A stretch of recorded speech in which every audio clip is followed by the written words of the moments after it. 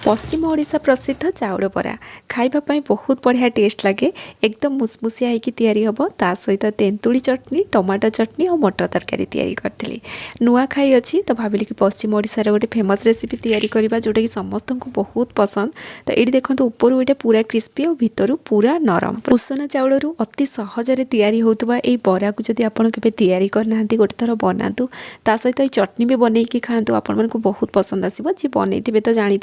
किंतु जब बन कि खाई ना निश्चय ट्राए करेंगे पूरा चटपटा होगी तैयारी हुए। आ पश्चिम ओडिशार जब भाई भौणी मैंने किए देखुवे तो मतलब निश्चय कमेंट सेक्शन में जनइबे आपण मानक चाउल बरा केमती लगिला। तो चलते स्टार्ट करिबा आज रेसिपी। चाउल बरा तैयारी करने गोटे कप्रे मापिकी ये उसुना चाउल नौची। तो ये बरा उसुना चाउल तैयारी हुए प्रत्येक दिन भात जो चाउल आम यूज कर चाउल नवा ये मो मापिकी 4 कप उसुना चाउल नेली गोटे ग्लास गिना कि कप्टे सेट करने से चाउल मापिकी ने से कप्रे ही बिरी मापिकी ने। तो 4 कप चाउल नेले गोटे कप ये आम बिरी नेले एबे सब जिनस को भल भाव में धोईकी नहीं आसवा आउ पानी देकी आम बतुरिया छाड़देवा जेहेतु उसुना चाउल बतुरिया टी अधिक समय लगे से 6-7 घंटा पाखापाखि यहाँ भल भाव में बतुरे ने। उसुना चाउल ना भल से ग्राइंडिंग हेनी आउ देखो चाउल बहुत बढ़िया से बतुरी जाइए बिरी बहुत बढ़िया से बतुरी जाइए। आम यहाँ धोईकी नहीं आसवा एक्सट्रा पानी आम बाहर करनवा ग्राइंडर जार प्रथम बिरी को ग्राइंडिंग करनवा आउ ग्राइंडिंग कला बेले प्रथम अधिक पानी देवेनि पूरा अल्प अल्प पानी देकी ग्राइंडिंग करेंगे। तो ये मुझे पानी देती यहाँ भल से चिकण होगी बाटी हेलानी बोली पुणी अल्प पानी देकी यहाँ बढ़िया से पूरा चिकण करके बाटिकी नहीं आसती ये आपण मैंने देखिपे यहाँ बहुत बढ़िया से बाटी एवं आम ये बिरी बैटर को गोटे जगह को बाहर करनवा तापर आम उसुना चाउल को ग्राइंडिंग करवा। तो ये जो उसुना चाउल आम ग्राइंडिंग करवा अधिक पानी दबानी चाउल बाटी हाँपाई जी पानी दरकार से अनुसार ये पानी देकी पूरा चिकण करके बाटिकी नहीं आसवा। ये देखो चाउल बहुत बढ़िया से ग्राइंडिंग हो जाइए यहाँ चिकण होगी बाटी कि बहुत कम पानी रे यहाँ ग्राइंडिंग करी जदि दरकार होटे पानी देकी भी ये ग्राइंडिंग करेंगे कारण यहाँ बहुत बहलिया करके बाटी नेक्स्ट टाइम किंतु जिते बाटिली ना मुझे आउटे पानी देकी बाटी। तो प्रथम आम बिरी को भल भाव में फेंटी नवा ये देखो 3-4 मिनिट पाखापाखि मुझे फेंटी थी बिरीटा जमी पूरा हल्का हो भल भाव में फेंटी सारापर मुझे जो उसुना चाउल को बाटिकी रखी ना ताको मु पुणी एथरा ऐड कली। तो ये मो बिरी चाउल को एथि मु अलग अलग करके बाटिली जे बिरी को प्रथम टिके आम भल भाव में फेंटी नवा आउ से जगटा छोट हो गला बोली मु गोटे तसला को बाहर करके आमर बिरी आउ चाउल को मध्य भल भाव में मु फेंटी नहीं एमती जदि टिके भल से फेंटी नवा ना बहुत जल्दी यहाँ आमर फर्मेंटेशन हम पूरा हल्का हो आमर बैटरटा। तो सबू जिनस को बढ़िया से आम मिक्स करने एबे या आम कवर करके 4-5 घंटा पाई रखी नवा। एबे जो टाइप रो पाग होइछि तो 4-5 घंटा निहाती लगे मु 5 घंटा रखी आउ जदि खरा दिन रे या आपण तैयारी करछन्ते ताले 2-3 घंटा रे एटा फर्मेंटेशन हो जिवो। आउ एठी मु आपण को देखौछि देखंतु भल भाव में आम फेंटी थिले बोली एटा देखंतु केते बढ़िया से फर्मेंट होइछि पाखरु आपण मानकु देखै देखो कितने बढ़िया से फुली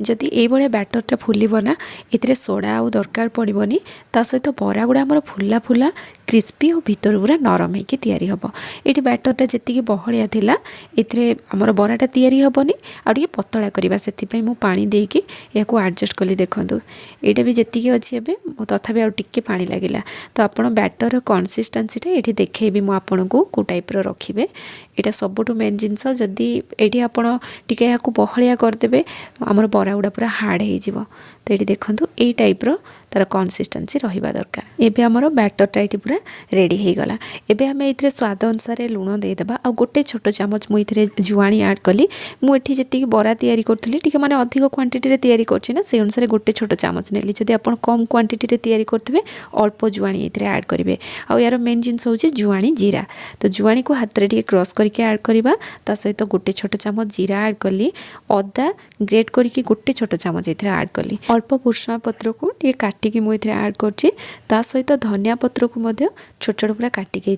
ऐड करवा आ सबू जिनस को हाथ में आम भल भाव में मिक्स करनवा। आ जदि आज ये रेसिपी आपण मानकु पसंद आसीबो ना प्लीज वीडियो को लाइक करदेवे शेयर करेंगे चैनल नुआ थे सब्सक्राइब करने फेसबुक पेज रे देखुले निश्चित भाव में फॉलो करनी। तो ये देखो आमर बैटर रेडी हो गला आ बैटर कंसिस्टेंसी पुणी देखी नियंतु ये टाइप रहिबो। एबे चलंतु टमाटो चटनी तैयारी करबा से 3टा बड़ साइज रो टमाटो को छोट छोट काटिकी ग्राइंडर जार ऐड कली फ्रेश धनिया पत्र टिके अधिक क्वांटिटी रे ऐड करबा ता सहित रसुण अदा तो मु रसुण एटी 7-8 पाकुड़ा नेइथिली अदार क्वांटिटी पूरा कम रखिबा पूरा अल्प टिके इतरे अदा दबा कंचा लंका गोटे ऐड कली सुखिला लंका गोटे तो जेतिक राग पसंद करती से अनुसार ये लंका ऐड करेंगे आउे लुण स्वाद अनुसार दबा या ग्राइंडिंग करके नहीं आसवा पानी दबानी एमती ही ताको ग्राइंडिंग करवा कारण ये चटनीटा ये बहलिया रुहे तो एबे आमे गोटे जगह को या बाहर करनबा आउे देखु आमर टमाटो चटनी रेडी हो गला या आम साइड करनबा तेंतुली चटनीटा तैयारी करवा से मु तेंतुली को पानी देके बतरेकी रखी नहीं या आम भल भाव चकटी नबा तेंतुली चकटी सारा पर गोटे स्ट्रेनर या छाणी नहीं जहाँफल जहाँ भी खदड़िया अंश थी स्ट्रेनर रही आम ये स्वाद अनुसार लुण दबा आउे टिके मीठा पकेबा माने मु अल्प टिके चीनी पकेली यहाँ खट्टा मीठा ये टाइप रुहे तेंतुली झोलटा मुझे अल्प तैयारी करछि